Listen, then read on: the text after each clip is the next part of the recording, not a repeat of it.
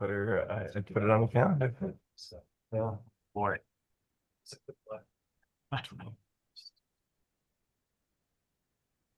We'll kick things off, I think. Sure, we're all set, Antoinette, or? Okay, we'll start with the roll call if we could, please.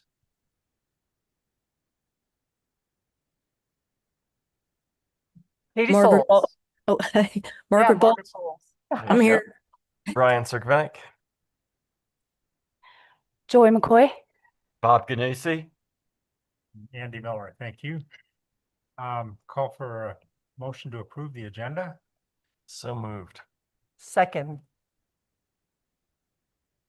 All in favor? Aye. Aye. Any opposed? Okay. So first thing up is to see if, Bob, do you want to keep your job? I'm willing to keep my job. Anybody else is willing. So. Oh, mine's an easy job. I only have to do it once a year, it seems like.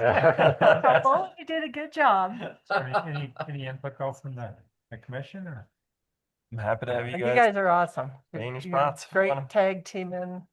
Okay. You do a good job chairing the meetings, All right, Joey. asking good Yeah. questions, getting clarifications, so. I would make a motion that, we approve Andy Miller as chair and Bob Ganussi as vice chair of the planning commission for this coming term. Second. Margaret seconded. Any further discussion? Is that okay with you guys? Yeah. Yeah. Great. right. I'm enjoying it. So Great. appreciate Thank you. Running for Mandy. it. And vice versa. Appreciate it. So all in favor? Aye. Aye. Aye. Any opposed? Yeah, thank you. I appreciate the honor. Well, and thank you, fellas. Yeah, no Thank you. worries. Okay, so the only thing on the consent agenda are the minutes from April 23rd. I move to approve the consent agenda. I'll second. Any discussion? All in favor? Aye. Aye. Any Aye. opposed? Okay, thank you. All right, open forum. So these are for any input from the public that does not concern an agenda item tonight. Anybody have anything for open forum? Anybody online at all after that, or No. our listening audience is minuscule tonight? Okay, all righty.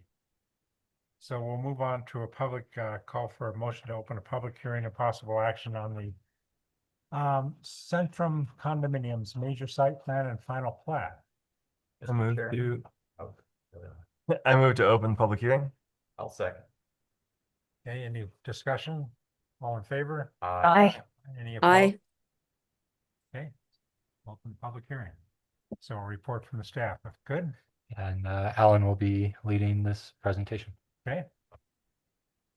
Actually, Garrett, can you remind me how I get it to see my notes on here while I'm sharing? Just on Yeah, the so side? if you go into presenter view, That's that just up here on the top. yeah.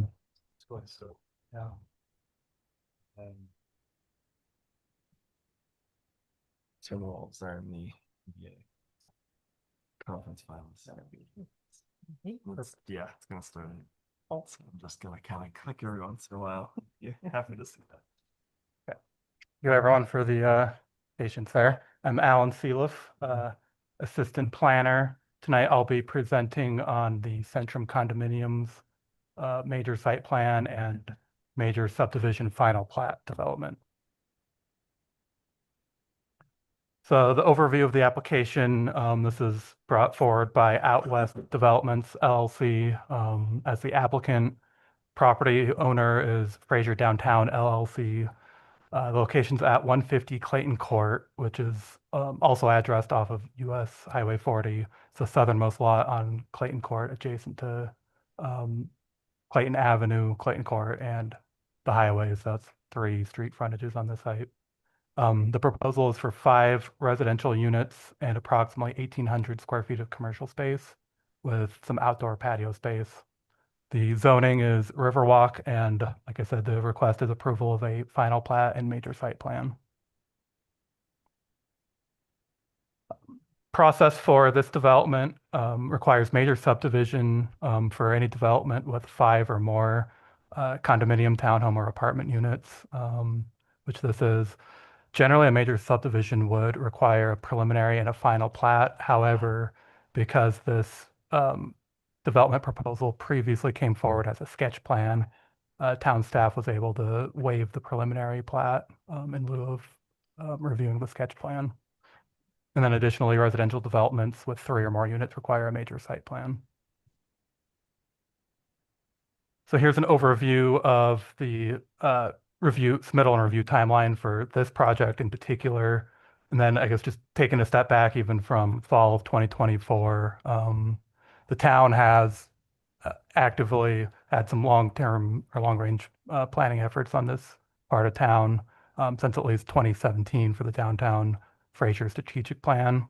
And then in 2023, the town rezoned this area and surrounding areas from the previous zoning. It was originally medium density, single family, ultimately to Riverwalk zoning in late 2023. So this proposal first came forward as a sketch plan in September, October. The Planning Commission reviewed it in late October 2024. And then it actually came forward again as a kind of a second review of the sketch plan. So 2 separate review submittals and presentations to the Planning Commission. An outgrowth of those discussions was an application for a variance with the Board of Adjustment that went forward in February regarding the commercial depth requirement in the Riverwalk zoning, and I'll summarize that in some coming slides.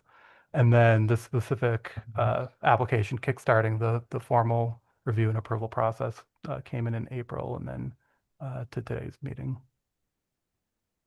So this hearing was publicly noticed as required in both the Sky High News about 2 weeks ago, May 14th, and then the applicant mailed public hearing notices to adjacent property owners. Proof of the publication is in the packet in attachment 17 and 18, linked to the agenda online. So here's the location as I referenced before. It's fronted on 3 sides by streets. It's at the southern end of Clayton Court, east of Highway 40, west of Clayton Court. And then should this development move forward, this would represent the second redevelopment site on Clayton Court, the first being the Strom Townhomes, which was approved last year up at the northeast of Clayton Court, and would be the 3rd overall development from this applicant, who also brought forward the Kozlogon Main residential and mixed-use buildings at Fraser Avenue to the north here between Highway 40 and Doc Suzy. Just a little more orientation. Here's an aerial view of the site, mostly vacant today. It previously contained a number of mobile home units, trailer units on this site. Currently 1 exists today, but the rest have been removed, so it's mostly vacant. And then you can see kind of the existing construction of Clayton Court. Currently, it's only paved up through this site. The town has been has been conducting some infrastructure improvements in this area. Utility work has gone in through this winter to provide updated utilities, mostly to the north of the site, and then kind of a future phase 2 of the Clayton Court improvements will include full paving, sidewalks, and streetscape improvements from Clayton Avenue on the south to Fraser Avenue to the north. I'm sorry, can I interrupt you for just a Yeah, second? sure thing. Sure.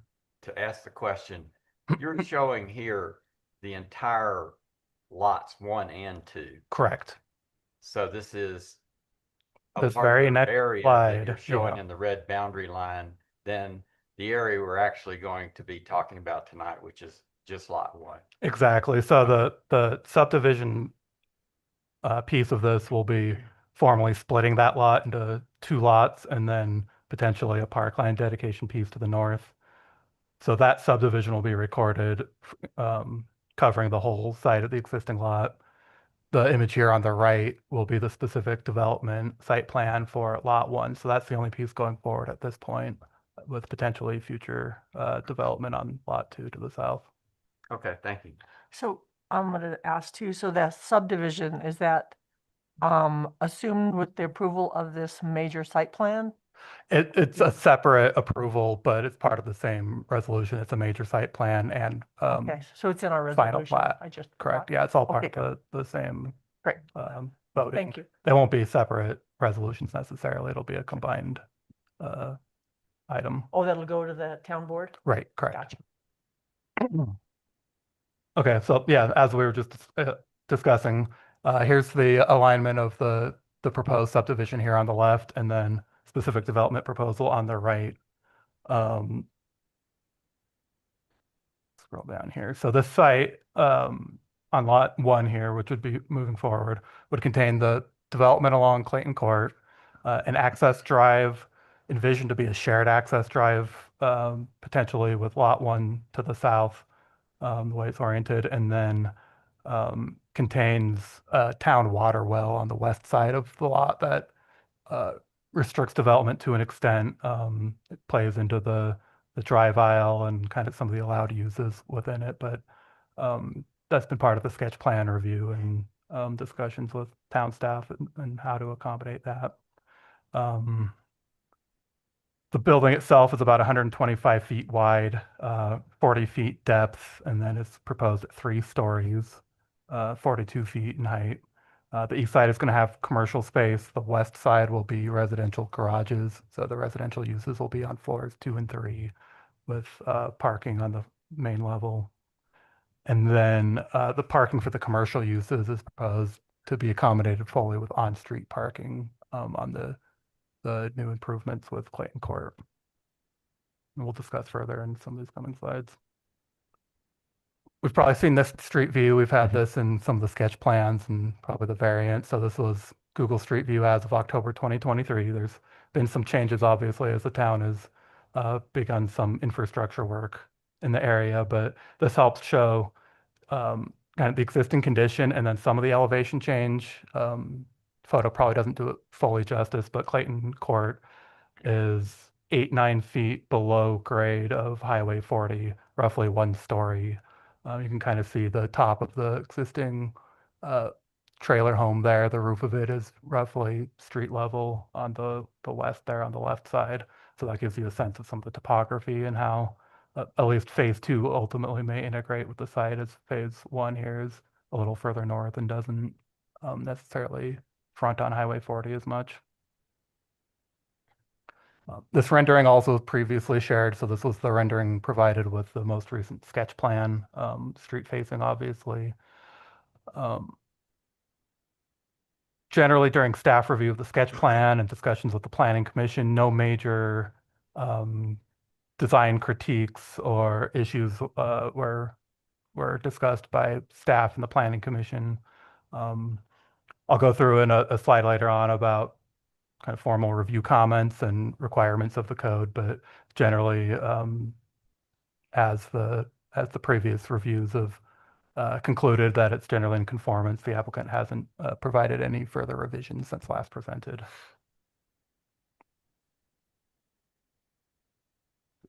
So zoning for the site, we'll start getting into some of the zoning requirements, but as an overview, this site and most of the surrounding sites are Riverwalk, more traditional business zoning to the south, and then open space to the south and east. The Headwaters Trail building is there to the south, the town building, and then the Fraser River further east beyond some of the Clayton Court properties.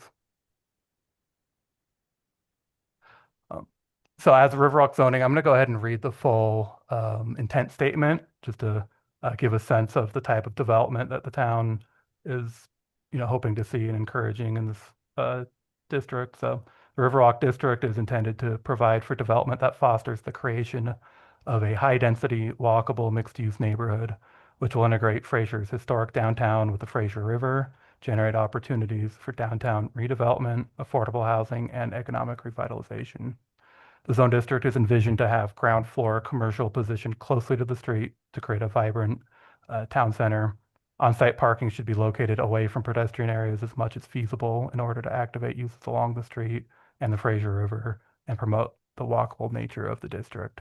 So hitting on all the major themes on here, as reviewed in the sketch plan and this development proposal, it generally aligns with this vision. It provides a fully street-facing building frontage, tucks parking in the back, and then adds additional commercial spaces to help activate downtown. The future land use map in the 2020 comprehensive plan, and then in the current draft proposals for the updated comprehensive plan show this area is remaining mixed use, so full alignment with that. And then again, as referenced, general compliance with the 2017 downtown strategic plan that kicked off some of these rezoning efforts. Regarding specific Riverwalk District zoning standards, so going through kind of the basic zoning requirements of lot size, setbacks, floor area, building height, open space and density. The site plan checks all the boxes. I'll just note that setbacks in the Riverwalk District are 0 feet, so they encourage building right up to the property lines and the street lines on the front and side with a 10-foot rear setback. Building height is 45 feet. That hasn't come into play with this development. It may with lot 2 regarding the height calculation, but at this point, as a 3-story building, it'll be shown on the elevations of this part of the site being relatively flat. There's been no issues with height. And then regarding density, up to 20 units per acre are allowed. With this one, first phase only including 5 units, it calculates out to only 14 units per acre, so within the existing allowance. And that density potentially could be increased up to 40% with at least 40% of ground floor uses. They are meeting that. They're not requesting the density here, but that may come later on phase 2.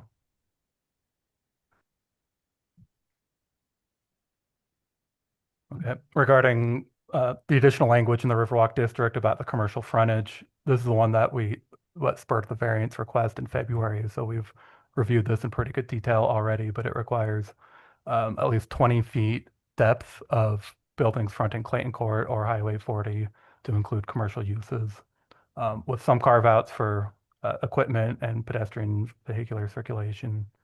The Board of Adjustment did approve a reduction up to 0 feet, so no square footage requirement for portions of the lot that are less than 70 feet in depth.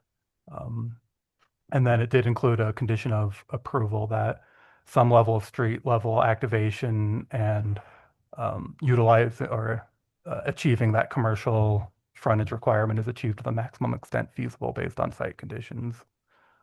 So as proposed, the kind of zooming into the site plan here, this red dotted line represents the 20 feet commercial depth. So the southern 2/3 of the building is right at that.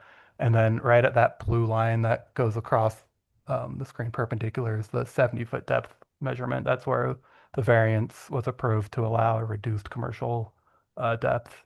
And it wasn't proposed to go up to 0 feet. They're still proposing 15 feet approximately of commercial space, approximately half of that indoor commercial space, and the other half is an outdoor patio space. And then just another zoom in of the floor plan here, showing how all that works at this level of detail. Only caveat to this floor plan is some further revisions may be needed as some of the civil details of the site plan are worked out regarding utility easements and utility lines, especially at the north end of the site. The current building footprint encroaches over at least portions of some of these easements, and the applicant and town public works staff are currently working to locate definitively where these utilities are, and will entertain adjusting easements as allowed, or if the utility lines aren't able to accommodate the existing building footprint, the building footprint may have to be revised slightly in order to stay out of those easements. So some of these areas might have to change, especially on the north end, and that may impact the 15-foot depth that's currently being shown here. Okay, moving on to kind of the rest of site level, site planning review. As we mentioned, the commercial depth, residential parking is fully provided, so all units are proposed at 3 bedrooms, which would require 2 parking spaces each. The garages are, I believe, 20 feet wide with 18 feet doors, so we're counting those as double occupancy parking for 2 cars each for the residential units. And then the approximate 1,800 square feet of commercial space would require 5 parking spaces. Um, They can be accommodated with street parking in downtown area that's specifically allowed in the parking provisions. I believe 5 or 6 are located right in front of this site or right in front of the building. And then there's additional street parking as the lot goes to the north. I believe 8 or 9 spaces. While that space to the north may end up getting dedicated to the town as part of kind of a parkland dedication, as it's currently adjacent to the site, the applicant's requesting that that parking be allocated to this site or this development, either phase 1 or phase 2, in order to utilize it for future commercial needs. And staff is in support of that in order to encourage the commercial use and then also encourage dedication of the park rather than just a payment of a park fee in lieu.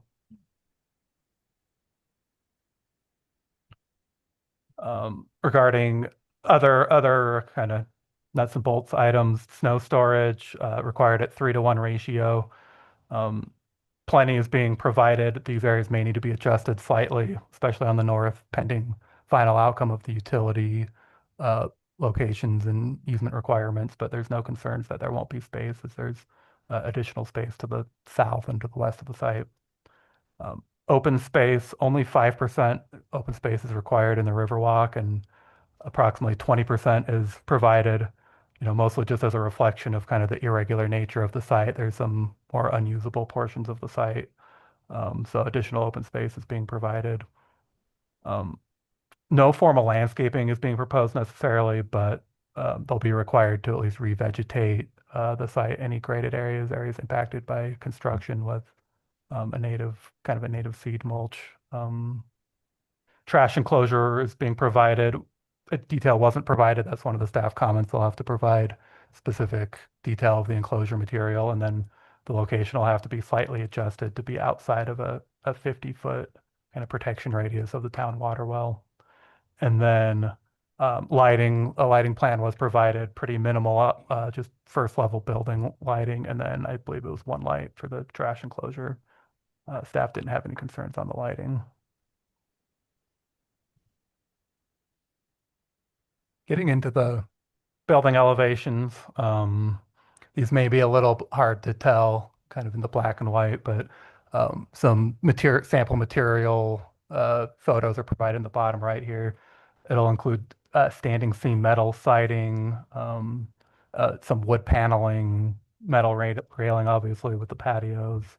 And then I believe that's another kind of type of wood paneling feature, kind of a rust-colored wood paneling. So a mix of materials is proposed. Section 19.4.190 provides a variety of kind of higher level guidance on building design standards, but they're not necessarily hard requirements. Just states that proposed development should meet a majority of different elements regarding variety of materials, building orientation, such as fronting the road, a variety of building massing, roof design, colors, basically preventing kind of single material buildings, single plane buildings, things with a little bit more variety. So overall, the building meets that.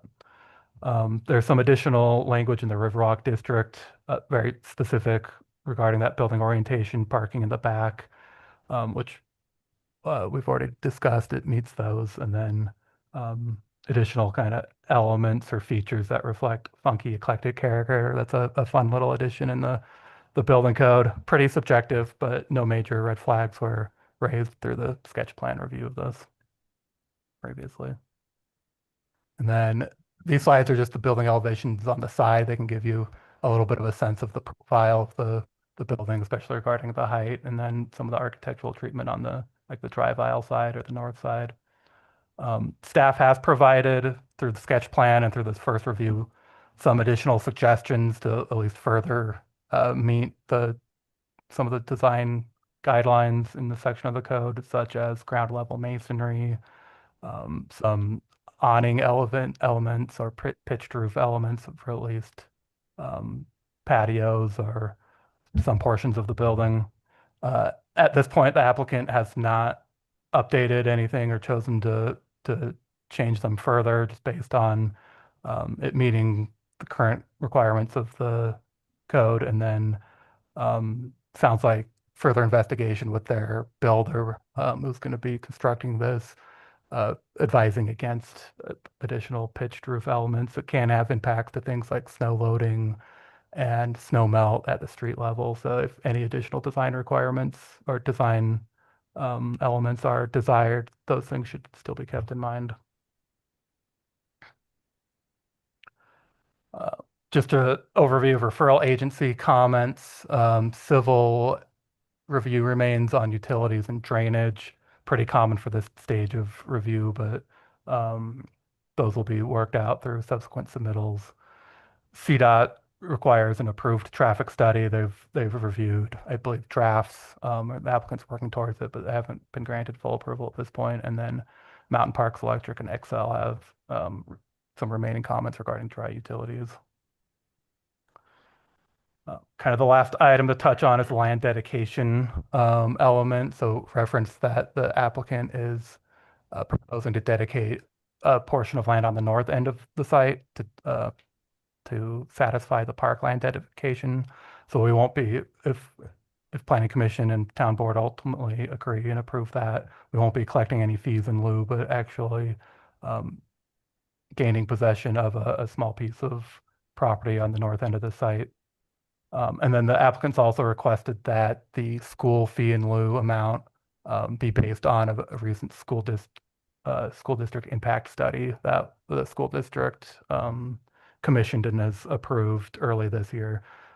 Staff will need to update the code to formalize that going forward, but we have no objections to implementing it as the fee in lieu study is more relevant and more accurate to the school district's needs than the town's previous practice. And then just one other item on the parkland dedication. So based on kind of usability of that portion of the lot and what the applicant's willing to dedicate, and in theory the town would accept, it would be a larger portion of property than kind of that minimal requirement of 5% would be needed. So staff supports accepting kind of that larger portion with this phase of development and having that contribute towards future redevelopment dedication requirements on Clayton Court. So if the applicant moves forward with other development sites elsewhere on Clayton Court on the east side, north of this site, et cetera, whatever that balance is on this site could be carried over. It may not fully satisfy those other sites, but we'll track that calculation and it can help reduce that impact for a future redevelopment site. And then here's just kind of visualizing approximately where that park tract would be, which a big reason why staff is in support of accepting something like this is it's basically right in the middle of where the comprehensive plan, some of the draft documents for the downtown vision envision a more pedestrian-oriented east-west connection from Eisenhower on Highway 40 to the Fraser River to the east. So this is the area outlined in red is just north of this proposed development here. But that assumes redevelopment of some existing buildings. Yeah, I would assume kind of a lot of, I mean, this whole vision plan is assuming redevelopment, pretty full redevelopment, but, you know, with the opportunity to start building this connection now, Yeah, trying to. we feel at least. it's appropriate. So on this view, Alan, does it show accurately where this building really is, or?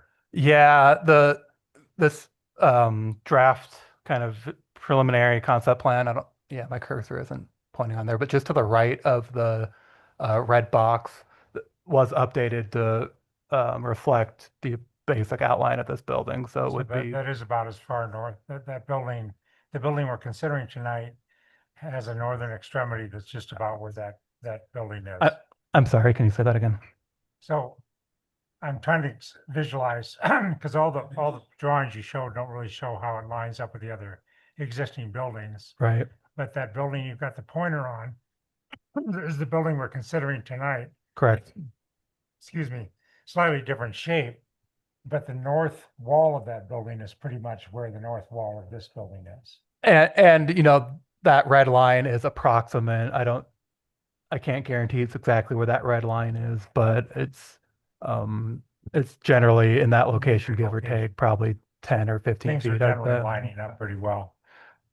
Yeah, we provided like the sketch plan documents to Cushing Terrell as Right. in order for them to implement it as accurately as possible in terms of this vision plan. Okay.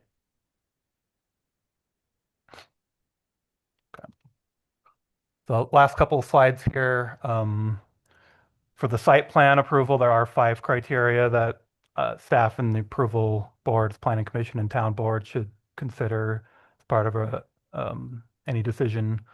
The first criteria is that the site development meets all applicable requirements of Chapter 19.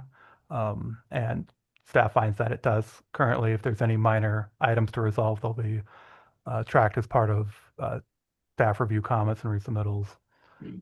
Number 2, that the proposed site development is in conformance with the comprehensive plan, and as we discussed, it meets the mixed-use future land use and the 2017 strategic plan. 3, that kind of all lot elements, setbacks, zoning requirements, etc., are met, which this is for the Riverwalk Zone District.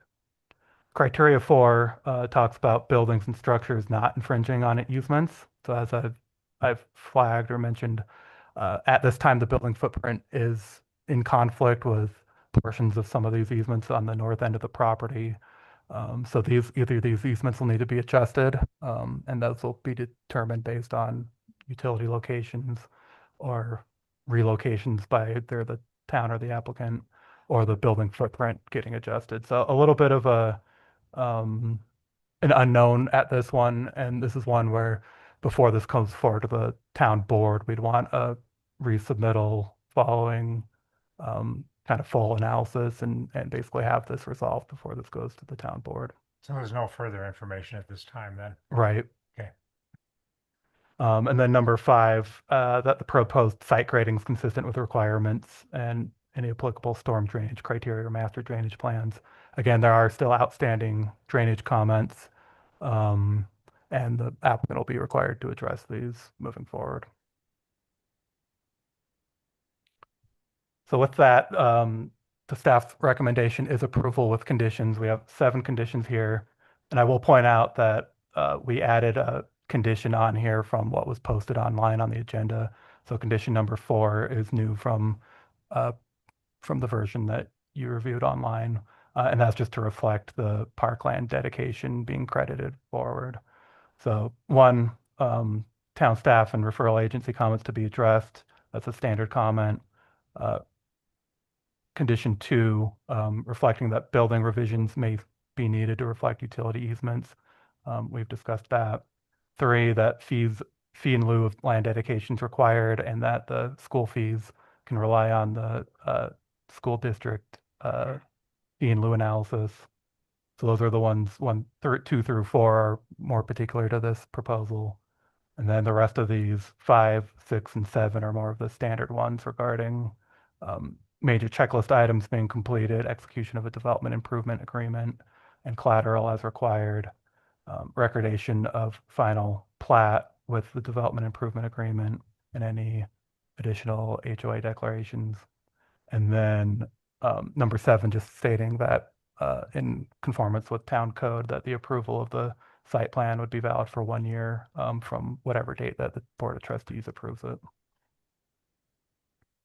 So next steps, applicant will be required to resubmit, do a second submittal and full referral, addressing our comments and anything additional from Planning Commission tonight. And then that submittal will be presented to the Board of Trustees and will be scheduled once that submittal is received. So that concludes my presentation. I'm happy to answer any questions. And then the applicant is here to speak on behalf of the application as well. Any questions for Alan or? Very thorough. Good Yeah. Alan, did you guys review the exterior lighting specifications to make sure they're dark sky compliant? We received lighting plans.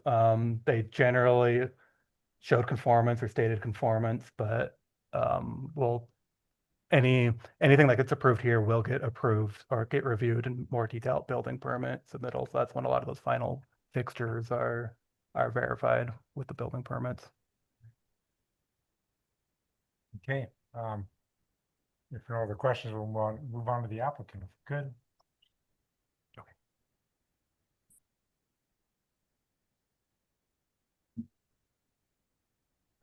Good evening, Town Board.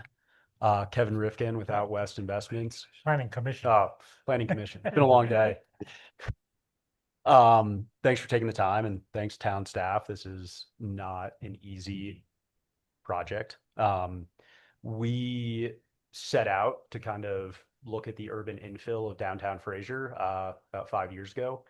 It has not gotten any easier to do urban infill in downtown Fraser from a pure easement, regulation, landowner perspective. And it's a testament, I think, to town staff to work with us and get some stuff done. So wanted to thank everyone here. This project is kind of the second iteration of getting Clayton Court to be the Riverwalk District. I know we've had a lot of conversations with this group during sketch plan and trying to design something that we're all happy to have in our downtown. And we're hoping that this is close. It's not perfect. It's very hard to hit perfect. But we really like the design. We really like where it's going and we really like what it's going to do. I think Alan explained it extremely well. This site is challenging due to the well sitting in the back, and hence why we went to the variance with many of you. And we're able to still get that patio 15 feet of retail while allowing us to fit. In addition, we're still finding, we found every easement, but we're still locating every easement. So one thing we've been working with the Public Works group on is potentially shrinking the actual retail space and adding a little bit of patio just so they have access to any lines they need to have access to. It really won't change much. The way we looked at it is we're about 1,800 feet of retail right now. If we do need to move that, it's going to go down to about 1,760 on the retail. So not a huge difference. That portion goes to patio. We like having patio, especially that serves retail on the street. It activates it. And the way we're looking at it is it's covered and hopefully heated patio, depending on the restaurant user. So hopefully people are out there year round, encouraging people to walk. Otherwise, we're the next, I think, steps here in our mind is as we start to get these smaller projects going, we're gonna and the street done, we're gonna start seeing some serious activation down there. And hopefully it's not recognizable. As Alan put that picture from October 2023, it's a little rough down there and we're starting to see it clean up and starting to see a lot of positive improvements. So we're excited about that. The one other thing I wanted to touch on is the park dedication. And I think if you look at the master plan that was put out, there's a really cool kind of park that runs through it, and this is part of it. And we're fully in favor of that. What that does and what we're extremely cognizant of is that does cut off some of the neighbors' access right now. And so part of the dedication we want for the park is to create an easement with the town who's now going to own that land for those neighbors to access their sites for an amount of time until we can figure out better access. And that might be something for the town board. But we want to make sure we're on the same page, that we're all being good stewards to really the neighbors there, because historically it's kind of do what you want down there. And as we build it, it's going to get a little harder to access and a little harder to fit everything in that we want to fit in. So wanted to bring that in front of the planning commission, and we'll bring it up in front of the board. And then lastly, pitched roofs. We're still working on it. The hardest part in these infill sites is the snow shedding. And you think about a house and on an acre of land, if you have a pitched roof, you can just shed snow to the side. We would have to shed snow internally. And our big valley has kept advising us that anytime we shed internally, we get ice damming. So we're looking at some potential solutions to give it a little more character there. And then potentially next phase have some more character, but our goal is to have a mix of flat, pitch, and some other elements to make this street really exciting in the next 3-4 years. So that's all I got. If you have any questions for me, happy to answer. So the driveway we're talking about would come up through that parkland and patio area, or? So Yeah. right now, the way it's accessed is right next to the well house. And we originally tried to design it so we could cut through our drive aisle and get to their site.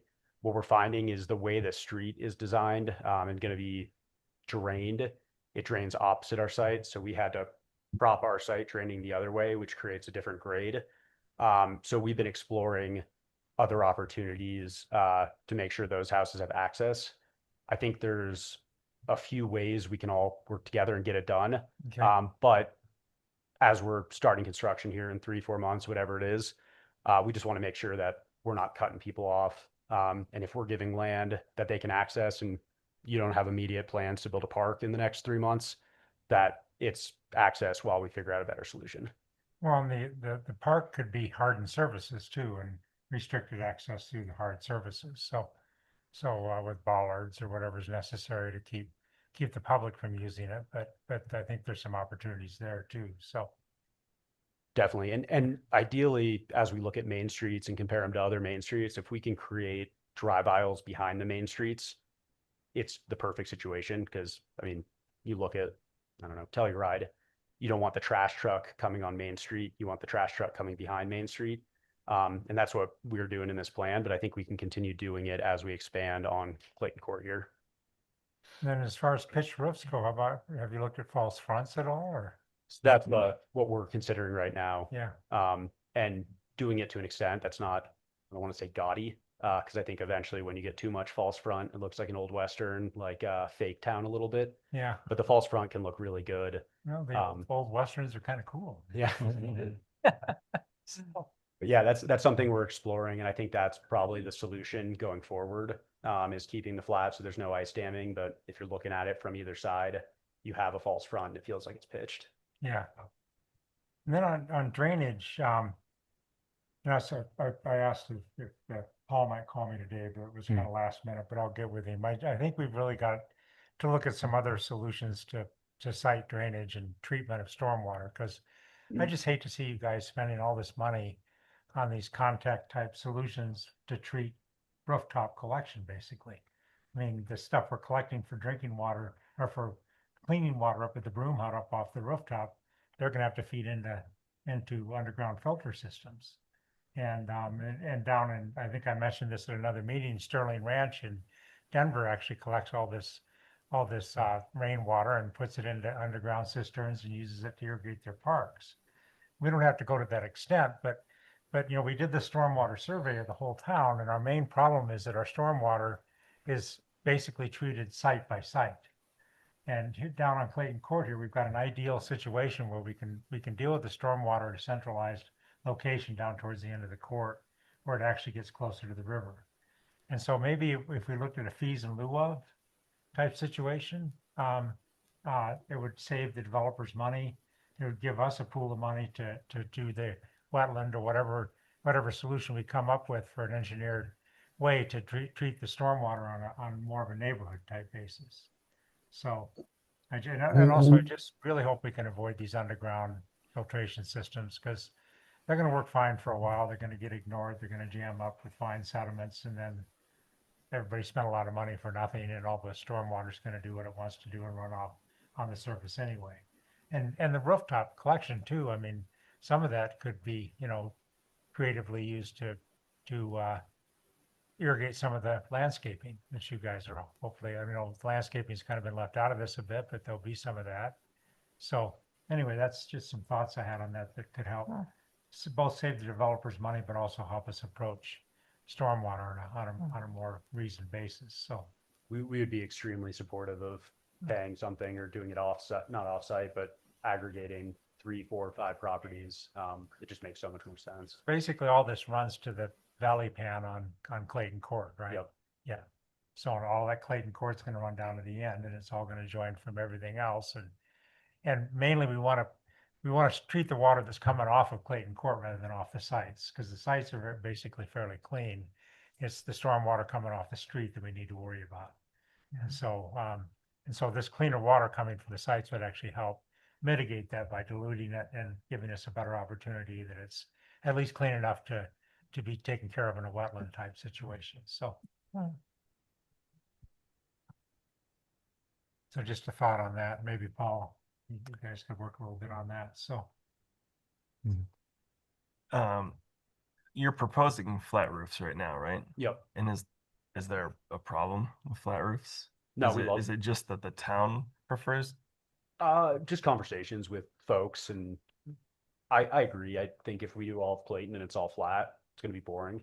And I guess it's personal preference, but our goal is to have enough variety that it's exciting. And you go down there and you actually are visually attracted to different buildings and you have different pitches, different materials. So that's the thought. And I think there's ways, especially as we're doing a bigger project, where we can do something really visually interesting. And it's created with depth and pitch, but there's a lot of options there. Gotcha. And what's your start timing? You were saying about 2 months, kind of give or take date. Yeah, so it depends on what happens kind of next in entitlements and economy, but we're looking probably about 2-3 months. And what are you doing to locate the utility lines down there? Working with Paul Johnson right Okay. now, and were located. They were just on Mylars, a lot of them. So we're getting those scanned in so we can put them in CAD. Okay, And then there's a moving target with Clayton Court Street going in and some of the utilities there. So we have a meeting with about 20 people now, including Excel, Paul, the town, Mountain Parks, Comcast, that we're Okay. working together. when does the last trailer disappear? That's a $1 million question. We got ours on our site on phase 2 would presented is scheduled for June 20th to go down. Okay, But we had to do another little asbestos report and luckily came back negative. So yeah, Good. yeah, Hallelujah. yeah. We've known a lot of people lived in that trailer, haven't we? Yep. I partied in that trailer about 45 years ago. Hey, Katie, if you want it, you can drag it off. I don't. God, We no. stole our trailer, no, thank you. Mine is, assessment includes septic lines, sewer lines? Could you elaborate on that? You were doing assessments as to where the utilities are? Yeah. Is that to also find sewer lines? Yeah, so we should have everything on that whole site located by hopefully next week. I don't want to put words in the town's mouth, but next week. So we'll know everything that's there.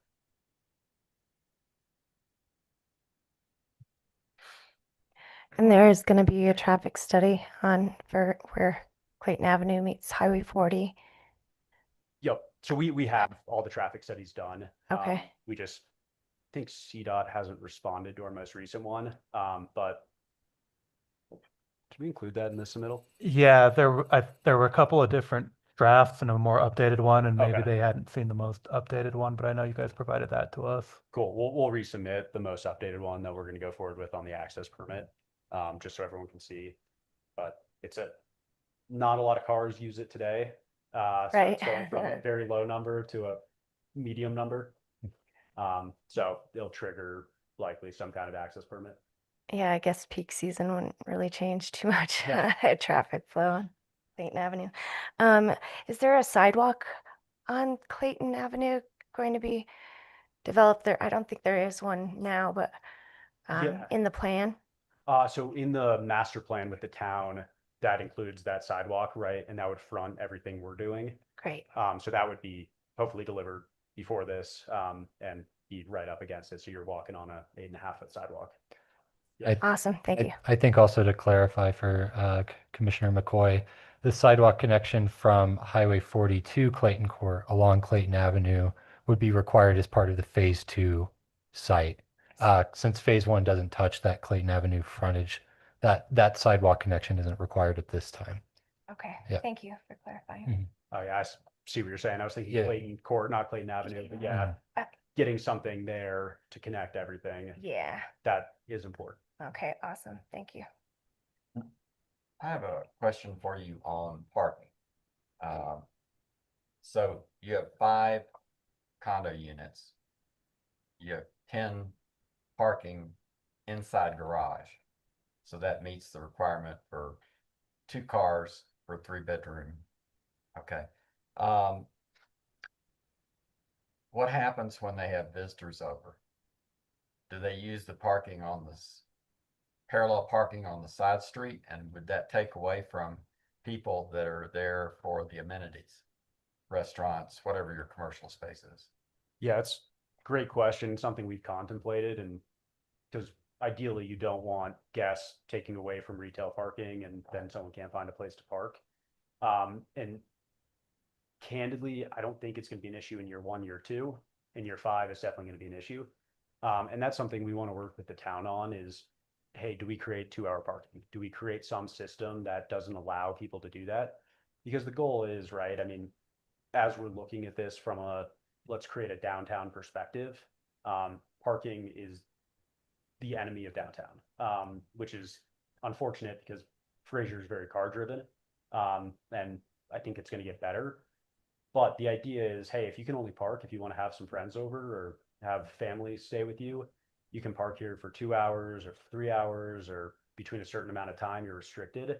And it creates that, hey, maybe I should find a different mode of transportation. And that's easier said than done. But that's what we're going for really as we build out Clayton Court is to provide enough parking that's still usable, that is still really viable, but not over park it that we're building seas of parking lots. And the other side of that is phase 2. We're still working on design, but we're going to try and get some more guest spots. And 5 units is tough because doing an old adage, you would probably do 1 guest spot, 2 guest spots for every 5 units. But as we do phase 2 and we're looking at another 12, 13, 14, that's when it says, okay, let's do 6, 7, 8 guest spots. And that's when it becomes really viable that if you have visitors staying, they use the guest spots, you have to monitor it, but something like that. So holistically, our idea is to try and get less cars on the road. But to your point, it's not a perfect system at all. Okay, indulge me. Let's go one step further. The real nightmare scenario. These are market rate condominiums, right? Correct. Okay. And there's no restrictions on them being short-term rented, is there? As of now, there's not, no. So theoretically, your nightmare scenario would be every weekend, somebody in 1 or 2, maybe all 5, I don't know, but the nightmare scenario would be they become short-term rented, and on weekends, you have, instead of 2 cars per unit, you have 6 cars per unit. So Bob, I Okay. think, I think can- this is a discussion we need to have as far as our parking regulations go. And Yeah. Right. the town board, and we've had no end of discussions on parking regulations. And I think the consensus has been exactly what the applicant tells us is that we can't create enough parking, and we don't want to because Right. we want to drive people to ride the bus. We've got a train service now that is getting more robust. We're gonna give away our town to the automobile rather than giving it away to prosperity and people that are finally choosing to arrive by alternative methods or to carpool.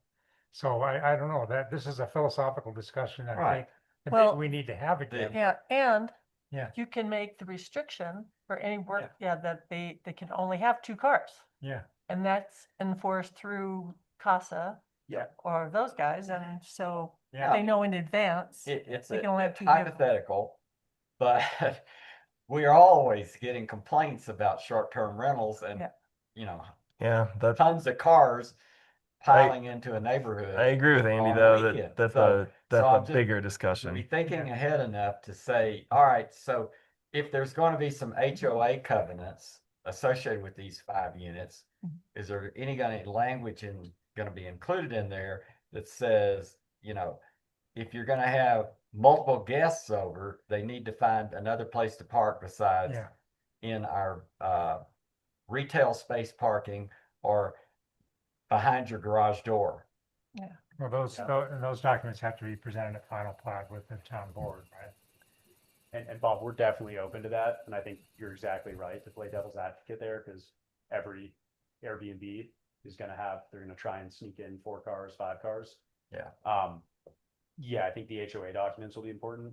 I think too, I mean, if someone, and this is not my Airbnb, I'm not running it, if someone tries to park on the street and park 5 cars and have that many people, I'm all for giving them a ticket. Well, I'm all for towing them if Yeah. you have a 2-hour parking. Exactly. Then where are we gonna tow them Actually, to? We don't, that's There's a another 2-hour parking parking problem. limit on those parallel parking spaces along Clayton Court. Tow Yeah, And Bob, we already have a restriction on parking on town streets at night, so. them. Yeah. For plowing, so. Anyway, Yeah. love the plan. I'm not trying to be a negativist here, but I No. just bringing up some ideas and some thoughts I've had. no, I think that makes perfect sense. I think that's a consideration as we move forward to kind of work together to discourage parking, but also provide enough parking, maybe not ample, that people won't abuse the rules and laws. So it's delicate balance. Yeah. And eventually, I mean, we've talked about whether we need a parking garage in the downtown area anyway. Right. We're gonna have to wrestle that beast to the ground at some point, and that could be the answer to a lot of these hypotheticals. Like I say that the extra guests can ride the train up Yeah, there you go. and just walk 2 Yeah. blocks, 3 Yeah, blocks awesome. and be there. Take home, James. Yeah. Somebody has a problem. I did want to ask, would it be, I guess, would it be legal? I don't know what the right word is, but if someone parallel parked a 3rd car in front of their garage door, because it's a 20-foot wide, drive in the back, so you could fit a parallel parked car there. It's gonna be, I'd have to check. I think that's gonna be prohibited in the HOA docs because of fire. Yeah. And so I'd have to double check with them, but my guess and the way we design this is they have to be able to get there and you have to be able to get out. So I would say 90% yes, that's not gonna be allowed. We would definitely want that depicted if it's to be considered, and that way the fire department has a chance to Yeah. officially react to it. Yeah, I think my guess is that's not allowed. That makes sense. Is there any other questions for the applicant? Okay. Thanks. Thank you. Thank you. Thank you. Public comment? So, one question for the town, is there any progress in tying to 804 and behind, any more discussion on a street tying this Clayton? Court? That'll actually be coming to the board at the next meeting. Okay. We will be having discussions about the town board authorizing myself and our town attorney to start having those conversations and pursue execution of an agreement for right-of-way acquisition, Okay, and hopefully through what's called a purchase and use agreement, that as long as the property owner is open to selling the right-of-way, it's just a discussion of price. right, They can be afforded all the same rights through that process as they would have through a condemnation process if they didn't agree with a price point, for example, that the town's willing to offer for their right-of-way, right. and dispute that. They can still have all the same rights, but that'll be coming at the next board meeting. Okay. And looking for if the board approves us to move forward with that. If property owners are willing to sign off on this purchase, possession, and use agreement, it can allow us to go ahead and obtain the right of way to go ahead and get working on construction for this road. Mhm. And we're looking to have that applied as well to the right of way along the Holiday Inn there. Okay, and then how about the other direction? How does Clayton Court tie to the north? We're still working with the HOA on that for Sun River Drive. Okay, Mhm. okay. So and any calming measures being pondered for this Clayton Court? So the long street is Clayton Court, right? Mhm. And Clayton Avenue is the shorter street that comes in off US 40. Right by the HTA Yeah. building. Yeah, so Clayton Court, I wonder if there's any discussion. I sent you some pictures from Europe and Hmm. ways we can design that street to get people to go really slow down through there, so. Yeah, I mean, I would say maybe the main feature is right at the middle of Clayton Court, kind of right where the proposed parkland dedication is for this site. There will be a curb bump out and crosswalk. So there won't be any parallel parking at that point. So the paved area narrows. And then that crosswalk across Clayton Court will be shorter. I don't recall if it's planned to be a raised crosswalk, so almost like a speed hump or speed table I at think that crosswalk. narrowing is better, it's easier for plowing and. Right. Yeah. Yeah, I think we ruled out raising that crosswalk because of snowplow concerns, but at a minimum, having that bump out and having that crosswalk there to kind of direct pedestrians kind of do a mid-block crossing will provide some traffic calming, certainly. Okay. And there are 3 pedestrian crossings in that street as well.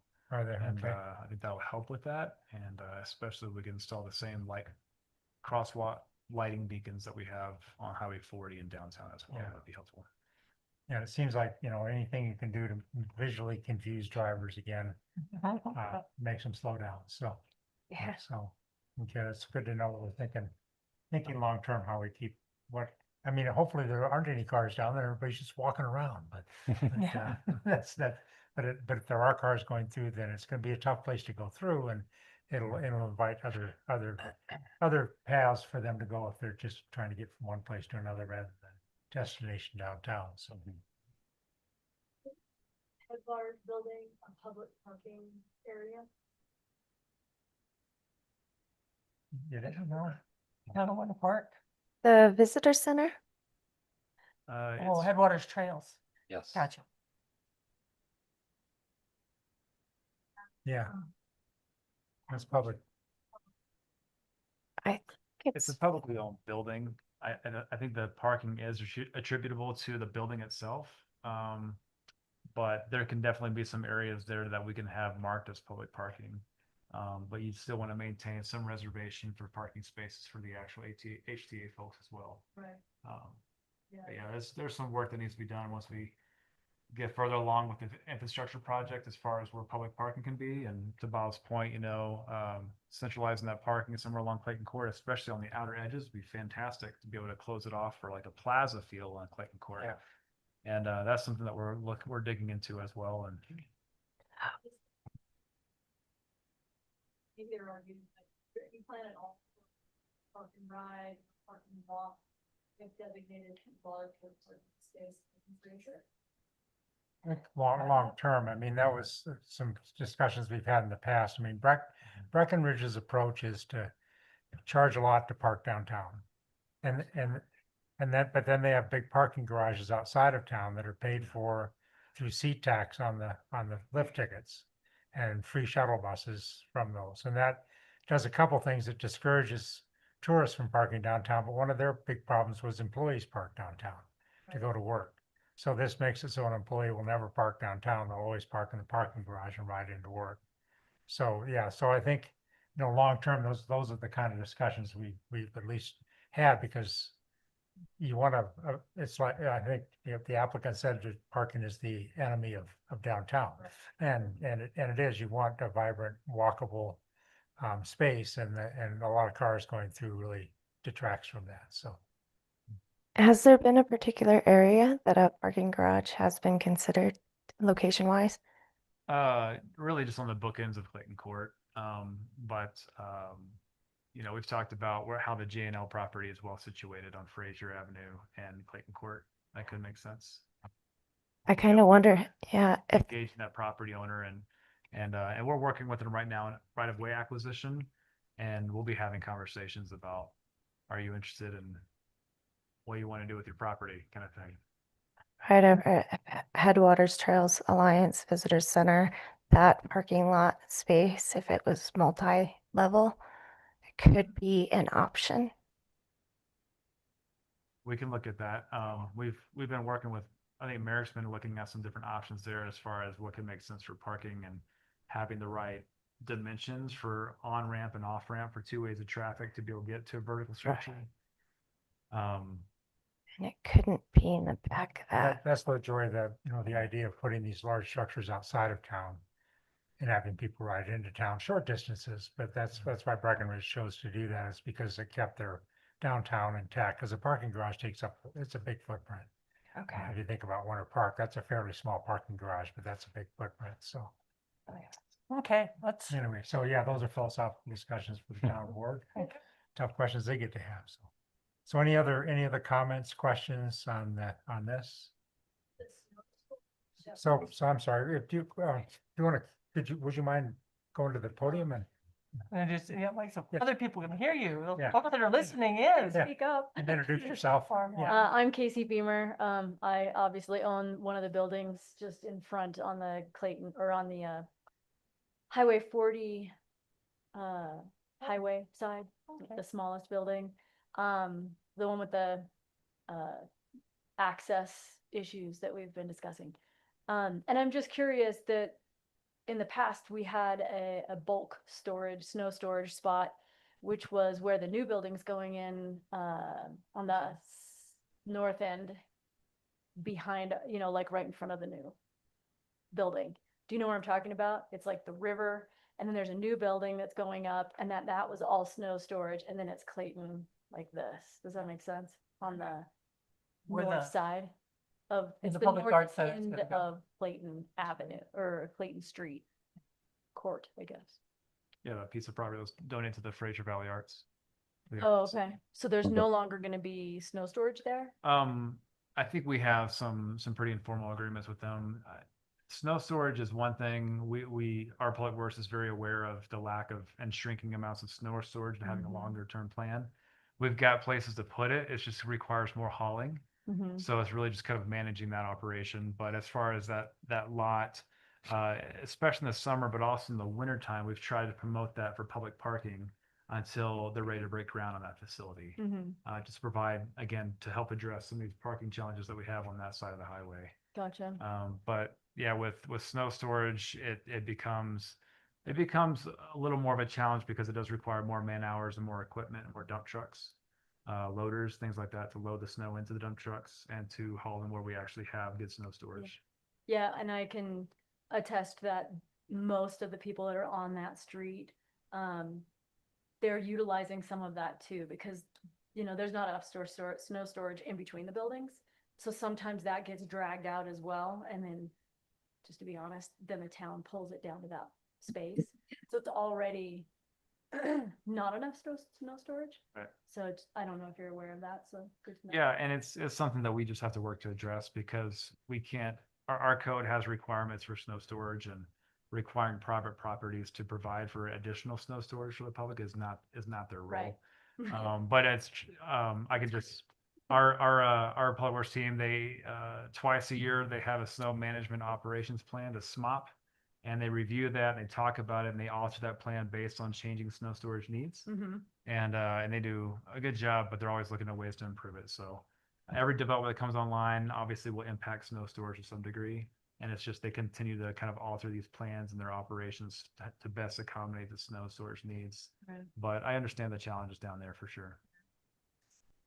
Yeah, and when it comes to drainage and that topic, I was also just gonna throw in, and I don't know if this is helpful or not, we have a tiny piece of property, but if there's something we can support to help, design a better drainage, system, we would be all ears and helping with that.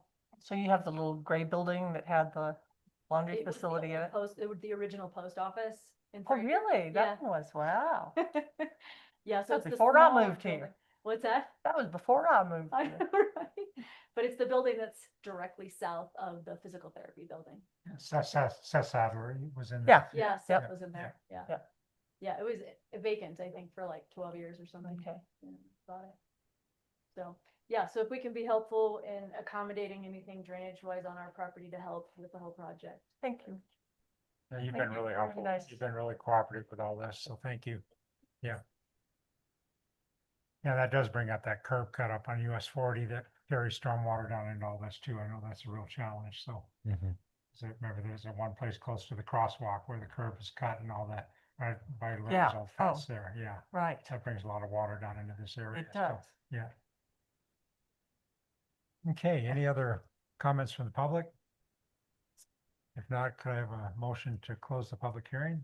So moved? Second. Any discussion? All in favor? Aye. Aye. Any opposed? Thank you. So any other comments from the board or any discussion from the board on this?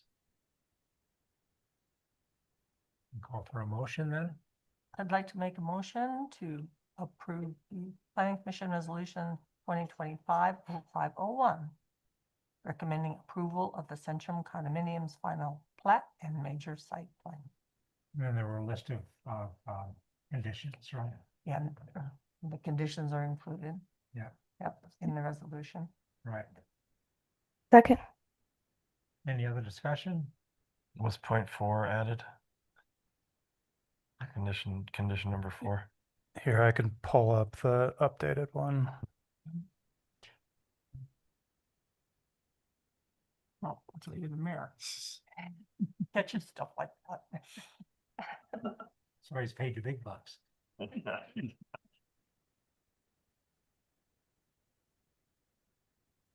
Okay. So here are the updated conditions of approval, 1 through 7 now, and then, yeah, number 4 here is the new one from the version that was posted on the packet. You zoom in here. That's the parkland dedication. Yeah, Okay. So if you roll up, that's all in this resolution, right? right. Yeah. So 2025-0501, nothing changed with any of these except inserting number 4. Okay, Resolution. and call for a vote then? Okay. All in favor? Aye. Aye. Any Aye. opposed? Thanks, everybody. Thank you. Okay, Kevin, good luck. One more step. Thank fun one. you. Thank you. Thanks for your good work down there. Okay, so discussion and possible action draft code amendment, affordable housing zoning incentives. So staff report. All right, thank you, Chair Miller and Planning Commission. So this item is continuing our discussions around various code amendments to Chapter 19 related to affordable housing. So if you all recall, back in March, we had a workshop where we discussed these 7 different priority items for town staff to examine. Today, we are looking at a proposed code amendment that covers priorities 1 and 2. Expanding/modifying our existing density bonus, as well as introducing a new height bonus into our land development code. So I think the staff report that's in the packet lays this out fairly well. The proposed text amendment is consistent with what we talked about last month in April. We kind of discussed a broader framework for what this amendment would accomplish. And the big picture thing is that it's adding a new section to our land development code titled Affordable Housing Zoning Incentives. So kind of the purpose behind this is to really be a one-stop shop in our land development code for understanding these various zoning incentives that would be available for developments that provide deed restricted affordable housing. So some of the advantages of creating this new section, it includes these summary tables so that these various criteria and incentives can be more easily understood. It's much easier to modify and make changes to these incentives in the future, given that they're all in one place in our code. And then it also ensures that these incentives are applied consistently across the various zone districts where they are available. So backing up a little bit, here's a map of the zoning in the town. If you all recall, currently we only have a density bonus incentive that is available in these 2 zones, the Victoria Village overlay and the Riverwalk district. So one of the primary objectives of this is to expand this incentive to other areas in Fraser, and namely the business and high density multifamily residential zones. The logic behind this being that these 2 zones also allow 20 units per acre, the same density as Riverwalk and Victoria Village. So why shouldn't these zones also be able to have the same density bonus type incentive that's currently available elsewhere? And frankly, it also just opens up properties that are still undeveloped and could take advantage of these incentives and provide deed restricted housing alongside market rate units. So this table summarizes the proposed incentive criteria. So to just drill down into this line by line, um, the incentive would be met when at least 20% of all residential units in the development are deed restricted as affordable housing. This 20% threshold matches our current density bonus in the Riverwalk and Victoria Village zones. However, some of the changes that we are making include breaking out AMIs between rental units and for sale units, and also having a average AMI for these units and a maximum AMI that any single unit can be.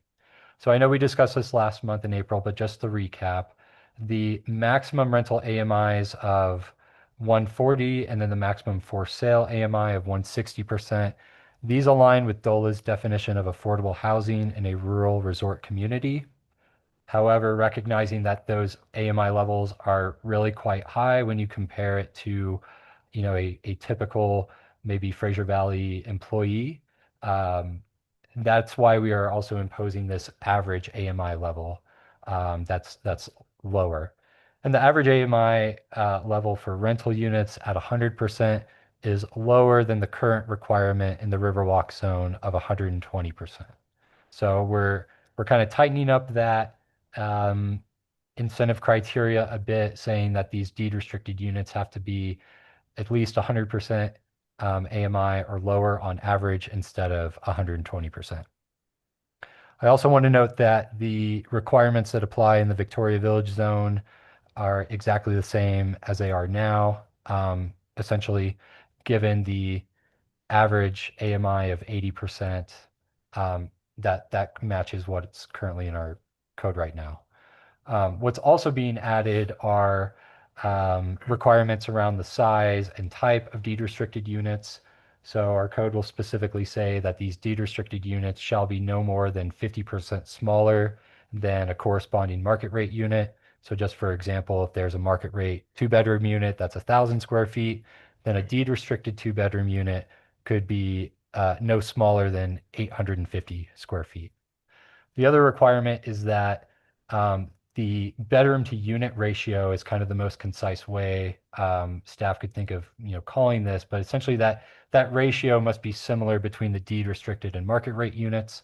So just for an example, a development that proposes all 2-bedroom units, for market rate units, any deed restricted units in that development must also be 2-bedroom units, or 3-bedroom units would be acceptable. But something like a studio unit would not be allowed. It would have to be, at a similar ratio. So I wonder, Wouldn't give them the bonus.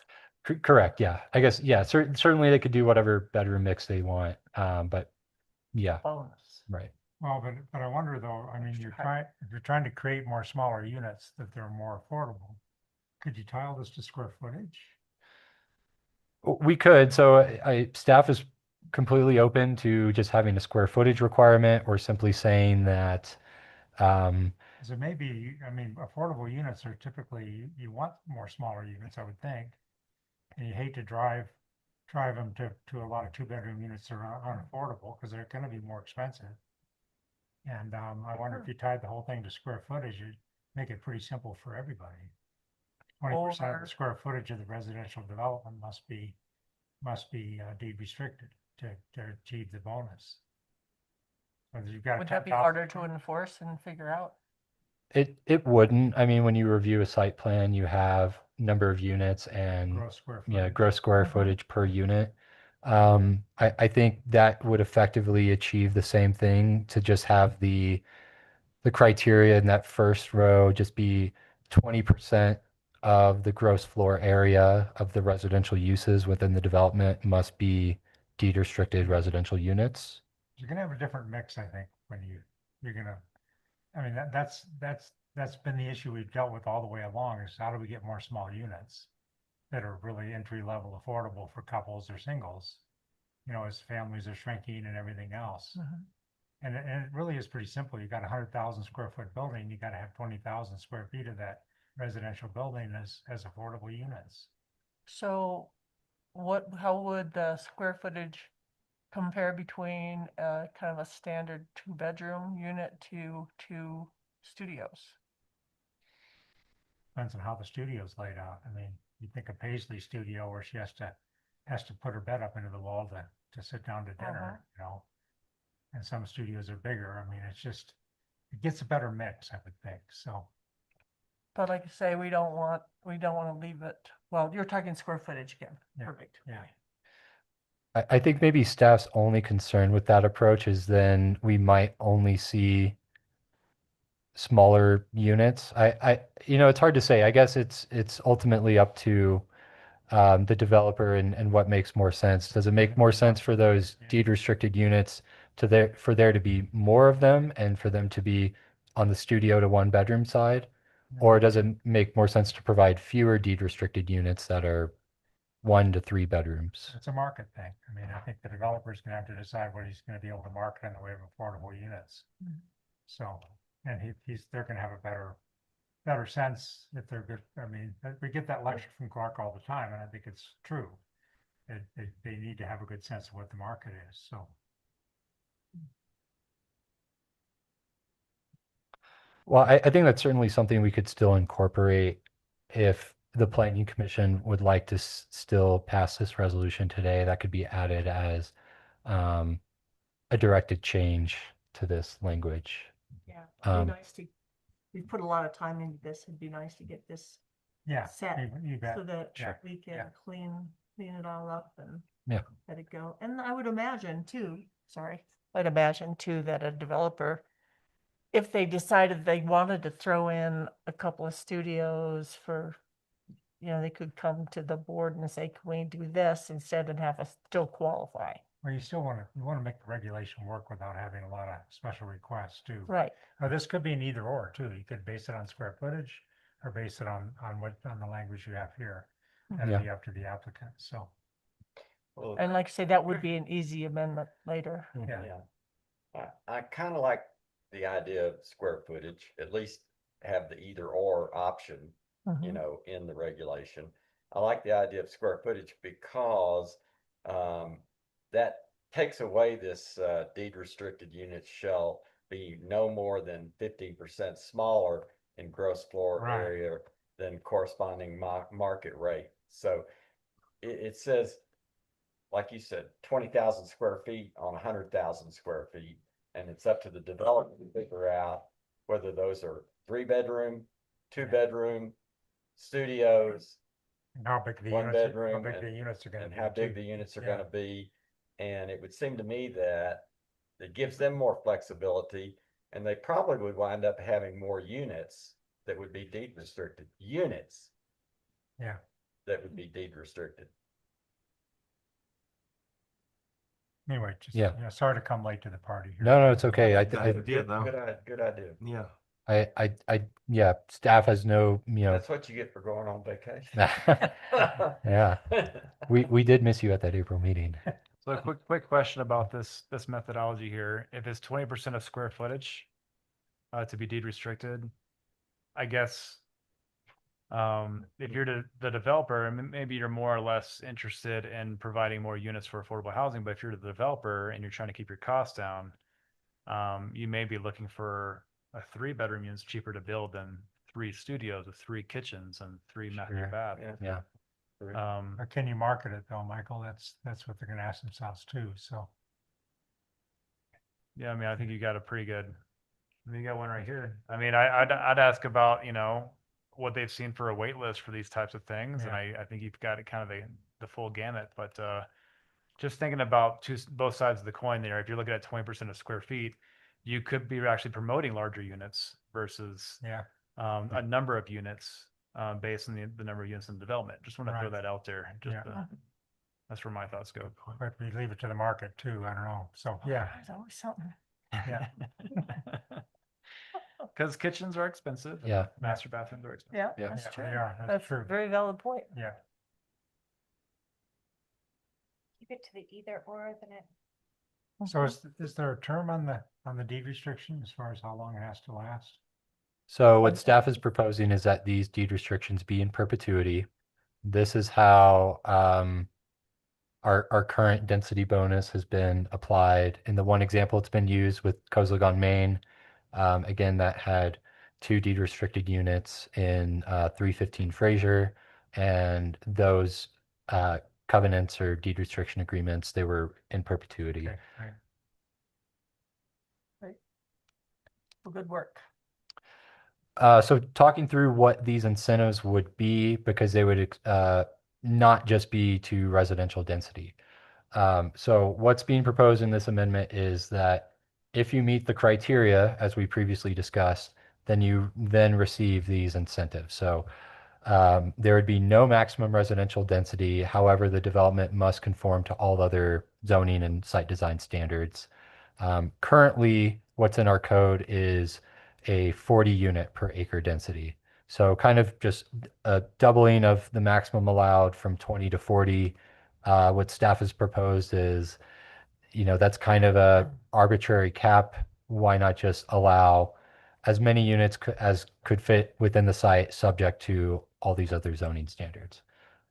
But with that said, in order to help facilitate this additional density, um, these additional incentives are proposed. And a lot of these kind of align with what could be granted through an administrative variance. So for example, minimum setbacks can be reduced by up to 10%, maximum height could be increased by up to 10%, and required parking spaces could be reduced by up to 10%. So quick note on parking, this would be additive with some of the other parking reductions that are currently in our code. For example, a 10% reduction for proximity to transit. Those could be added together for a 20% parking reduction. And then for open space, staff is proposing a 20% reduction. So currently in all 4 of these zone districts, a multifamily residential site needs to have a minimum of 35% open space. This incentive would allow that to go as low as 15%. So Just go ahead. go back one slide. Yeah. Didn't we recently talk about whether or not we were going to have a maximum height, an increase of no greater than 10% versus 10 feet? I Mhm. remember we talked about that. Mhm. Somewhere in there, I saw 10 feet, but not on this slide. Yes, so this just speaks to what's being called the affordable housing zoning incentives, which these trigger when you hit that 20% ratio. Okay. So just jumping ahead real quick, the height bonus is also part of this code amendment. It's the exact same criteria as the first table we looked at, with the only difference being a 30% ratio of deed restricted units or deed restricted square footage. And this would allow a 10 feet increase in height. And since we're on this topic, this staff is proposing that this only apply in the high density multifamily business and riverwalk zones. It would not apply to the Victoria Village / St. Louis Landing zone, at least as currently proposed, given that the maximum height in this zone is already 55 feet by right. So this height bonus in a way is simply allowing other properties in other zones within the town to potentially achieve buildings as tall as 55 feet, subject to a 30% ratio of deed restricted units. So if somebody wants that extra 10 feet, we can say, well, sure, but top- you gotta have 30% of The units? top story is all affordable. or Yeah. Sure. Bottom story, probably. Yeah, Yeah. probably not. Yeah. Yeah, probably be the ground floor, but. And then the last thing Yeah, to that's note, great. the last thing to note with the height bonus, I know in the previous discussions with this, the Planning Commission has expressed desires around potential building step backs for that additional, building height or additional, architectural features. Staff has just proposed this sentence here in that's italicized in the bottom, kind of more just a catch-all that the final reviewing body, whether that's town staff, the planning commission, or the board of trustees, and most likely the board of trustees, but per recommendations from staff and planning commission, could require some additional, design features above and beyond what's already in our code. So whether that's, mandating some sort of step back or a pitched roof or what have you. This just kind of gives broad flexibility for those types of things. Good, I like it. Backing up, I did want to touch on how these incentives relate to some other incentives specific to the Riverwalk zone. So as a reminder, per the Riverwalk zone standards, all properties with frontage on Highway 40 or Clayton Court are required to have ground floor commercial/retail uses. So all the properties and parcels kind of shown in red in that image have this requirement. This proposed code amendment does not change the current density bonus that's available for developments that provide ground floor retail uses. So you can still provide, ground floor retail and achieve 40 units per acre. However, this code amendment does not currently provide these other incentives related to height, setbacks, open space, and parking um, to this ground floor retail density bonus. Well, staff is not opposed to also providing these incentives if the planning commission is agreeable to this. I think it's just not necessarily part of the scope of the affordable housing discussion. But I mean, it certainly could be argued that, a 10% height increase and a 10% parking reduction for these mixed use sites that hit this 40 unit per acre density bonus could help facilitate additional market rate residential units. One thing I also wanted to note is that for mixed use sites in the Riverwalk zone, the required open space already is only 5%. So that's already pretty low, certainly lower than the 15% incentive related to this affordable housing kind of incentive bonus. So again, just kind of, I think the interplay of this density bonus for ground floor retail compared to the broader incentive for affordable housing. Um, I don't know. There just maybe are some inconsistencies between the two. If the planning commission has any thoughts on them, open to hear them. I'd like to just stick with tying them to affordable housing units because that's what we need. Sure. And it makes it easier for us For staff too. Okay, to say, yep. perfect. Lastly, the code amendment as proposed has a few other miscellaneous changes within these same sections that are already being modified. But these aren't necessarily related to the affordable housing incentives. So they're just summarized here. First one is correcting a typo. Second one is renaming the Victoria Village overlay to St. Louis Landing overlay. And then the last one was kind of a maybe inadvertent, requirement in our code, frankly, that the side yard setback in our high density multifamily zone is currently 7 feet. Staff proposes just lowering that to 5 feet.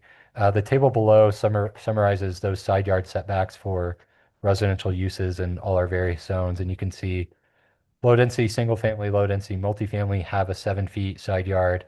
When you go up to medium density, that gets reduced, but then for some reason with our highest density multifamily, it goes back up. And that doesn't make a lot of sense, frankly. So staff just proposes lowering that down to 5 to be more consistent with our higher density zones.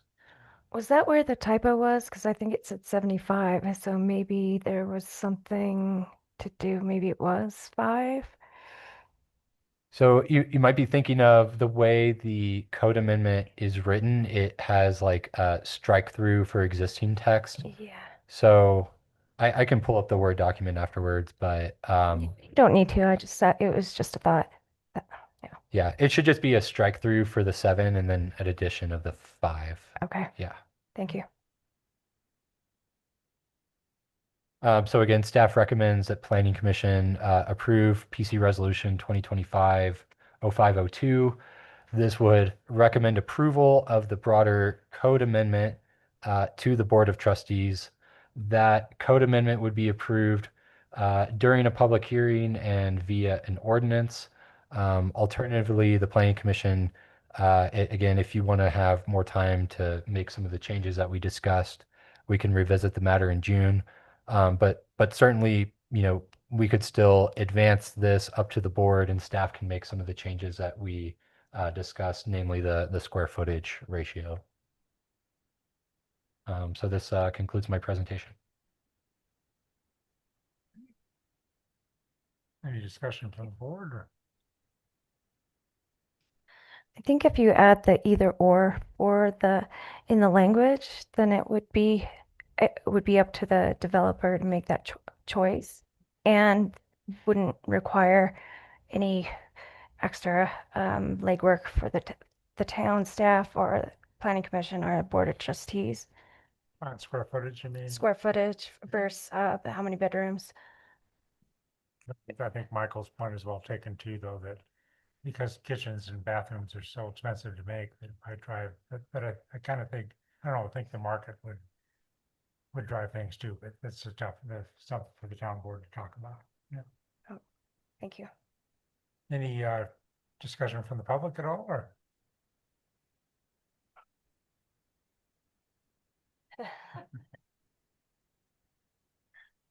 Okay, so we're ready for a motion. I'll move to approve Planning Commission Resolution 2025-0502, recommending approval of code amendment to allow affordable housing zoning incentives. I'll second it. Any other discussion? All in favor? Aye. Aye. Any opposed?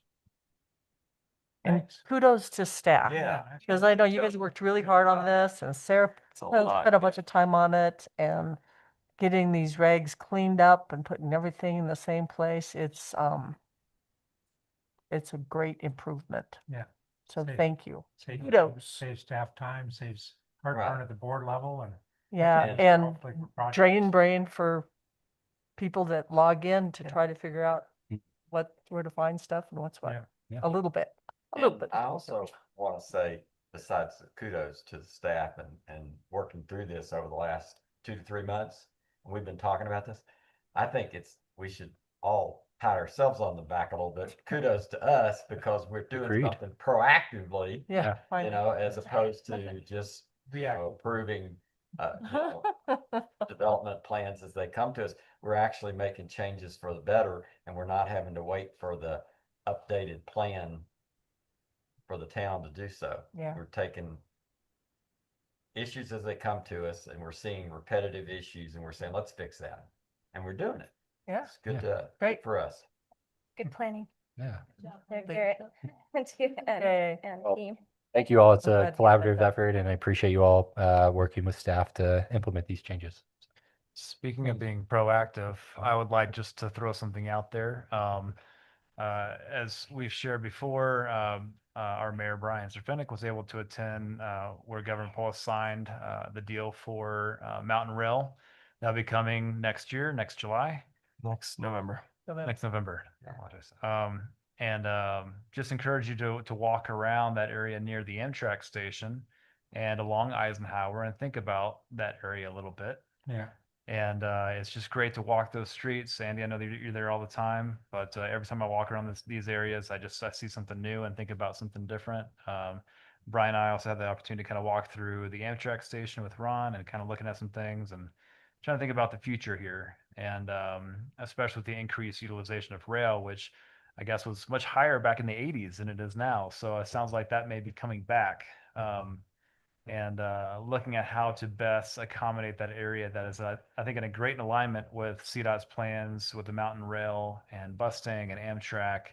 And there's some opportunities there for some good redevelopment. So just things I encourage is walking around town and get some ideas and get some eyes on things. So I just want to encourage that. I agree with you, Michael, and I've said for a while, if we're going to have an increased ridership in rail and do this, we need a much nicer, presentable rail station for people to come off the trains and I actually, I would like to see the rail station move to the other side of the street in connection with the platform. And have everybody inside and you can walk directly outside to the train platform and board your train Without crossing the street. without crossing the street. Gotta talk to Amtrak about that, or Union Pacific. They own all that land, It's gonna be really tough. and they don't want to own stations. Talking about like a bridge of sorts, Bob. Yeah. Yeah. So I'll tell you a quote, I went to Colorado Rail meetings for a long time as a passenger rail advocacy group. They're mainly advocating for Front Range Rail. And they're all kind of a little bit up in arms that we're getting Mountain Rail first, but of course, there's a lot less infrastructure It's to easier. rail than there is to Front Range Rail. But anyway, Gary DeFranz used to go to those meetings all the time down in Denver. And Gary and I would talk. And we talked about trying, Gary helped really get the ski train going again, which was the first step. And then I talked at the meetings about getting this train activated all the way to Steamboat. And people would just scoff. And Gary said one time, probably Andy, not in our lifetime. So I'm still alive. Yay. I hope Gary is too. I don't know what Yeah, he's he at. is. Yes. Yeah. So Okay. congrats to everybody. This is an amazing thing. So Mm-hmm. this 2 months in Europe, you guys, I was 2 months without a car. And you miss one train and you wait an hour and there's another. And these are all over. I skied across from one mountain valley to another and took the train back around to where I started again. It was a 2-hour train ride just to get to back where I started again. I mean, it's incredible. You just move pretty seamlessly across the landscape. The only challenge is with a ski bag and a huge backpack, getting off the train and with about 3 minutes, actually enlisted these 3 young men one time. Said, would you guys throw me off the train at the next stop? My ski bag, my backpack, but no, it's just incredible. I mean, they've got population density that makes it possible, but we're starting to get to that point, as you said, Katie, as sea levels rise and more and more people come, this is what we got to do. Yep, you they'll know? be coming. Yeah. Just a couple other quick comments. The town did close on 208 East Eisenhower Drive, the cabin next to our existing cabin property, which is right next to the EMS station. We did close on that a couple of Fridays ago. So just think about, what redevelopment could look like there. I think it's always good to, again, just kind of look at the vision and what are the opportunities and what can make sense. And something else, especially with the approval of the Mountain Rail, is we don't currently have any requirements for the frontage on Eisenhower to be storefront commercial like we do on Highway 40 in Clayton Court. Something to think about because I think there's some good opportunity there with all the traffic there. If you wanted to consider frontage commercial, I think that could be a good discussion, I think, for another agenda. It's a really good idea because that's why we're seeing the redevelopment of the Riverwalk district, because you had that talk with us a long time ago, Michael, that if we want this to happen, we've got to kind of force the issue. And I think we've not forced it in an unpleasant way. We've got developers that have come forward and taken an opportunity here. So I think Eisenhower, I've always thought Eisenhower is just really low hanging fruit. It's such a great little commercial district. So. So Okay, so that kind of brings us to the addition that you wanted to talk about the draft. I'm sorry, the comprehensive plan, March open house recap. Yeah, thank you, Andy. And I'll just, I can go through this presentation pretty quickly. I mean, it was in the packet for our meeting in April, but we unfortunately couldn't have Cushing Terrell join the meeting because the internet was down. Anyway, so I'll just kind of go through these pretty quick. But if there's any questions about the comprehensive plan at all, feel free to interrupt me. This just shows kind of where we were at in the schedule as of a month ago. No, you're good. Thanks for coming. So kind of things that were accomplished in kind of phase 2 of the project. We held stakeholder interviews with all sorts of individuals and groups in the broader Fraser Valley, Grand County community. Had some updates to the Planning Commission, Town Board, DDA Board. Early in the year, we held our open house on March 6th. And this update was supposed to happen a month ago, but we're doing it now. Looking ahead, Cushing Terrell staff will present at the board retreat in June And we already have our second open house scheduled for late July. But more information will be coming out about that in the near future. But recapping open house one, we had 10 different information boards on 4 stations. The boards were also shared online on the town's website.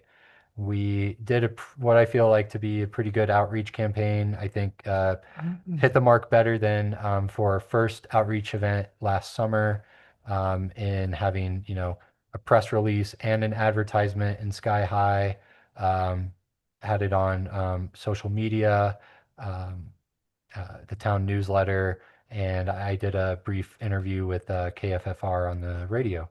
So in terms of attendance, here's some images of folks there at the meeting. It was at the rec center in the gym. Estimate roughly 60 people were there, so felt like in-person turnout was pretty good. These were the boards that were presented. These focus on just kind of some general information about the comprehensive plan and Fraser on the left. Center board summarized some of the results from the survey that we did late last summer. And then the board on the right summarized what we heard from our focus group meetings that last fall. I know the Planning Commission is familiar with these, but these were our boards related to the future land use map, both within town and within the 3-mile area. I won't spend time on this, but we got some good feedback on various items related to the future land use and just ensuring affordable housing is top of mind, providing a range of housing options and depicting areas, trying to be as realistic as possible with various uses. We had a couple boards related to transportation, specifically transit on the left, and then parking and cycling on the right. So we had a couple questions for folks. What kind of bike improvements are most needed? Kind of all of the above, but the ones that stood out were roadway crossings and on-street facilities. And we also asked folks kind of what areas they would like to see included in a potential micro-transit service, kind of a pickup drop-off concept. It's something that Granby is currently implementing. It's something that Winter Park, I believe, is looking to implement potentially in the future. So trying to get ahead and thinking about that type of service in the Fraser area. Lastly, were our downtown vision boards for kind of the Clayton Court Riverwalk area. A lot of good feedback on this as well. Again, won't read it off. And just a lot of these continuing themes around natural resources, growth, affordable housing, safety and mobility, and ensuring we create the vibrant downtown that everyone in the community wants to see. So again, I kind of talked about these next steps, but we'll have an update during the town board retreat in June. We'll have an additional update to the DDA board June or potentially July. And then our second open house is planned for the end of July. So that's currently planned to be both a engagement event during a summer picnic in the park concert, and then open house at the rec center the following day for a more formal presentation. You don't know if they have that, I'm sure they will, that if they've got the sign made up, they could have it a picnic in the park for the previous 2 or 3 concerts, just Yeah. where they hang. Yep. Good idea. Yep. Yeah, certainly, town staff will be available at Picnic in the Park throughout the summer to take questions or, take down feedback, but we're just identifying one date for Cushing Terrell staff to Yeah. be up here Perfect. as well. Yeah. That's great. That's a really nice way to do it. Have a chance to come over and visit. Yeah. Talk about it. It's Yeah. good. Okay, Ready. Or questions on that? So identify a date for our June meeting. You had a. Yeah, so essentially it just boils down to either June 23rd or June 30th. They're both Mondays.